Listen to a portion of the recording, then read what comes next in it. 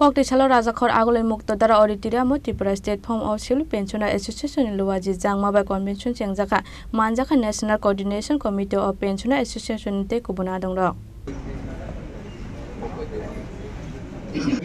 পারিবারিক পেনশনার যারা তাদের যে সংগঠন এরপরে রাস্তায় দাঁড়িয়ে সভা মিছিল এই যে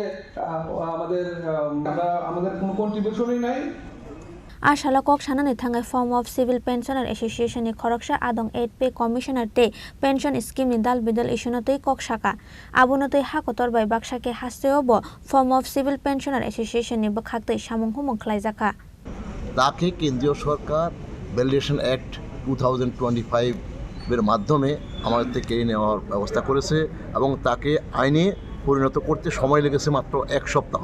অথচ আমরা দেখেছি সমস্ত ভারতবর্ষে বিভিন্ন ক্ষেত্রে বিভিন্ন যে কোনো আইন কানুন পাশ করতে লোকসভা, তার রাজ্যসভা, তারপর রাষ্ট্রপতি এতে সময় লাগে প্রচুর, কিন্তু তারা উইদিন এ উইক এটাকে পাশ করেছে এবং ইমপ্লিমেন্ট করার চেষ্টা করছে। সেই আইনের মাধ্যমে যে এক্সিস্টিং যে পেনশনস যে রুলসটা আছে সিসিএস পেনশন রুলস তাকে কেটে দেওয়া হয়েছে।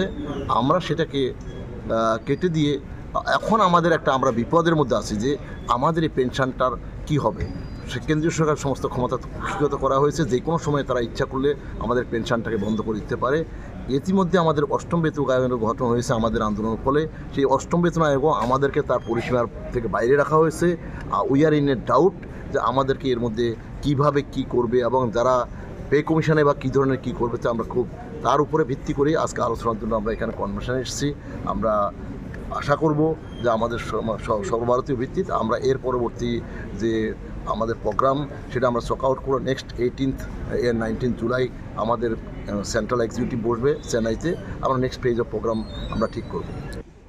খুব সংক্ষিপ্ত পরিসরে কিছু কথা বলার চেষ্টা করব। ইনক্লাব দিতে পারতো এরকম লোক এই বয়স অন্তত এরকম করার কথা না। এই যে ভাব, এই যে বিভিন্ন প্রচারে আসছে যে বা বিভিন্ন আইন পাস করছে, হঠাৎ কেন এইসব এই যে আমাদের Rajakhor Agolini Simi Pronami Kokthum Chini Khorang